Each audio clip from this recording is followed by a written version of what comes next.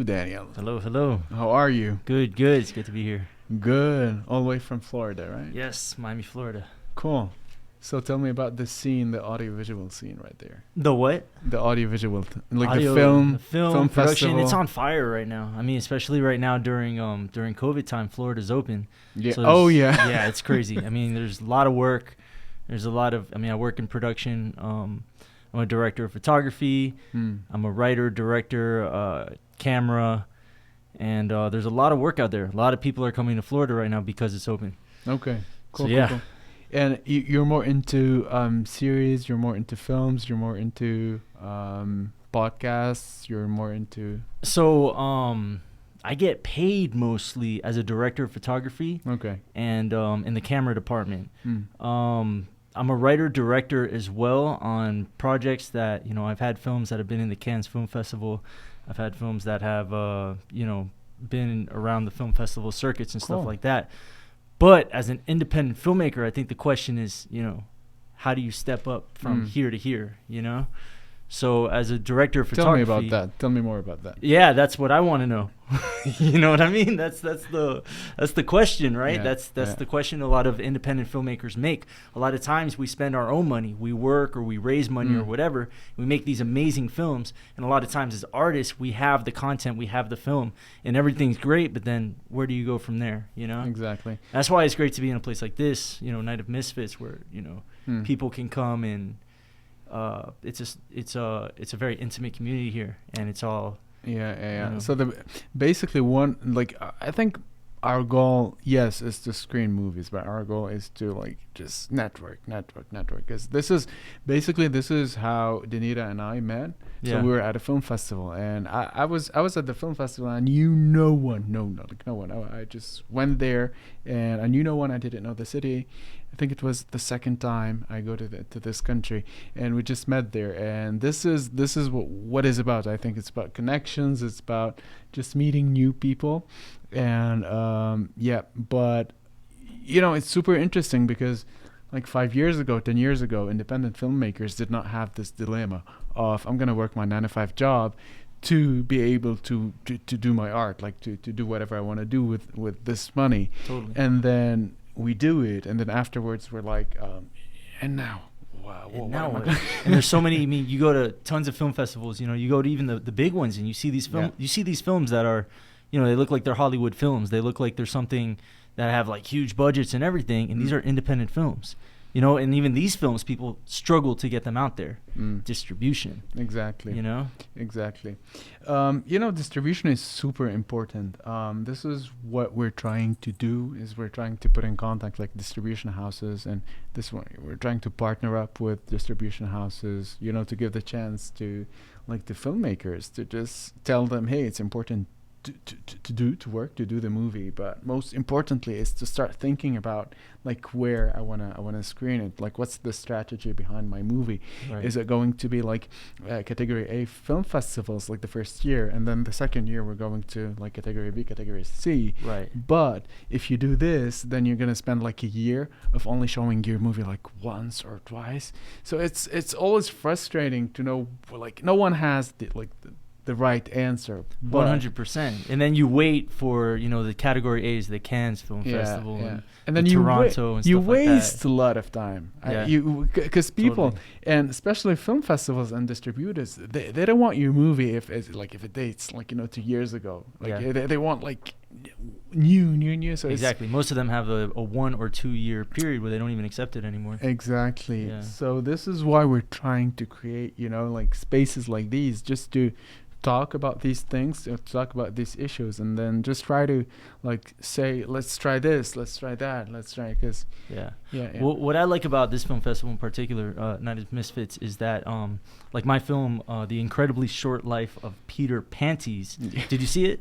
Yes. Okay, so as you know, it's dark. Yeah. Very dark, disturbing. A lot of people tell me that when they see it, they're like, oh man, I think the best criticism I got was at the Key West Film Festival. It was one of the judges, I think. He was like, I saw your film, I hated it, and I can't get it out of my mind. Perfect. Best compliment. No, but in the end of the day, I won an award there. I won an award at the Key West Film Festival, or we won an award, I should say. Me and the team won an award at the Key West Film Festival. So that's the type of film it is. It's dark and disturbing. And what I like about Night of Misfits is that this is really a place where if you look at all the films here, someone's dying. There's sex. There's off topics. There's something. Blood. There's always blood. There's blood during sex. There's blood because of sex. There's sex because of like blood. I don't know. And so it's actually a place where it's like people can express themselves, because that's what I like about this. There's no limits as to expression here, and it's really a place that flourishes, and I think like artistic expression, no matter how deep or dark it gets, people aren't censored. Exactly. This is an important thing you're talking about, right? Like censorship, and because we don't get to talk, like film festivals don't like this subject. Right. They don't like when because I'm curious guy, and I ask a lot of questions. So because we meet sometimes, and most of the times like we ask for a meeting with, because I want to know, and I want to meet other people. I don't want to stay in my bubble. Right. But when the subject of what did you censor this year, or what is your tendency? Like, is there any tendency for your film festival this year? And most of the film festivals don't want to talk about censorship, just because they know their audiences. They do not want to lose like a penny from their audiences. So they have to do like a no blood scene. They have to do a no like real hard sex night, just because they want the families to to come and participate at the film festival. And people ask us, and even volunteers, they were like, can I bring my son? Is your son 18 or not? If he's not 18, or if she's not 18, so I feel that it's our responsibility as well to talk art. Like, we're artists. If I censorship an artist, like, come on, like what's the goal of telling them, hey, just go and create? So it's really interesting what you're saying. You're talking about censorship here. Tell me, I want to know more about like your choices, your artistic choices. Like, why did you choose to do this, like, dark film? My style in general is I like honesty, and my style in general, I like to make films about important subjects that people are usually not talking about. And it's not just to pull them out of the air. These are usually subjects that have influenced me and impacted me personally in one way or another. And I think it's important to touch subjects that people are afraid to touch, you know what I mean? And that's why, this film in particular, The Incredibly Short Life of Peter Panties, came up. It came up, I was in the Cannes Film Festival, and I was looking at these names, and it was like, onomatopoeias like Wendy walks and Timothy's talking and stuff like that. And I was kind of like joking with the producer friend of mine of my other film that was there. And it came to be like, I was like, I'm going to make a film called Peter Panties. I was just joking with the name. But then, so I said, I'm going to make a show called, Peter Panties, this and that. And it was just a joke at first, just the name. But then I took it seriously. I'm like, okay, Peter Panties, what is this? It sounds like some crazy guy, like, who's going to go around and do things, right? And so it brought me to a time, something that happened, like, because when I was younger, I was always on the streets. Like, I had a lot of freedom. It was like kind of like a relatively broken home, you know what I mean? And so I was always on the streets, and I saw a lot of things, especially in Miami, like late 90s, mid 90s. It was a crazy place. And so pretty much I saw a lot of like crazy things just at night, blanket statement, crazy things. And the idea for this film came from an experience that I had one time where there was this shop. It was like a porn shop, whatever. And one day I would always pass it, and it was always like these weird people, right? And then one day it was like there was no one there. I was like 15 years old. I was like, let me check this out. And I went in there, and I was like, whoa, wow, whatever, It was like, and I went to the back, and I saw these little peep show rooms, right? And I went to this one peep show room and I was like just checking it out, and like some old greasy nasty dude came up and was like, "Don't leave," and like tried to push me in. I juked, I did like a football move, and I ran as fast as I can out there. I picked up a rock and kept running. Okay, so that happened to me, right? Okay. One out of many stories of my childhood, like crazy stuff. But that happened to me. What if it would have went another way, right? What if I was scared to leave? What if I did what he said? Or what if he overpowered me? And what if something happened where, God forbid, I got raped or something, you know? And this stems from one of the scenes in the movies, you know? This is where the whole thing came around. And then it goes deeper, like, okay, so that happened to me, but enough about me. What about this guy? What influenced this guy to become this way, where he goes to these shops and just, you know, pretty much is a pedophile, you know? How can this guy become this, right?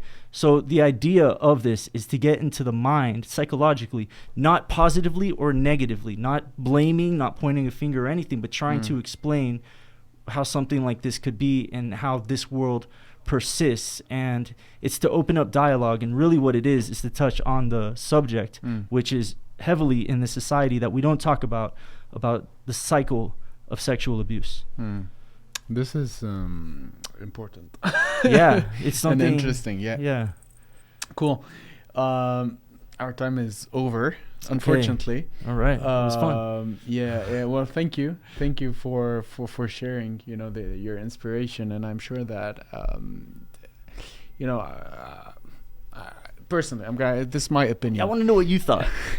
I want people to see this movie, just because we're not here to point fingers at anyone. We're just here to make people think about, like, and it's about psychology. You know, it's about psychology. It's about how do we see things, like our experiences, and I think it's important for the people, for our crowd, to see these kind of movies, because it's just, we don't get to see these movies, you know, at TV channel or, like, you know, otherwise. So good job, really good job. Thank you. I'll tell you my honest opinion. Yes. Not on the microphone, because I'm gonna use like some heavy words. Awesome. Perfect. So, and we have the judges, so you can ask them as well what they thought. But really good job. Thank you. And thank you for being here with us. It's a pleasure. This is my favorite film festival. It really is. It's where everybody that is a little bit crazy gets to make a film and bring it out. And welcome. The best artistic expression, I think. This is my favorite film festival. Cool. 100%. Cool. Thank you, Daniel. Okay. Thank you. Ciao. Bye. That was cool.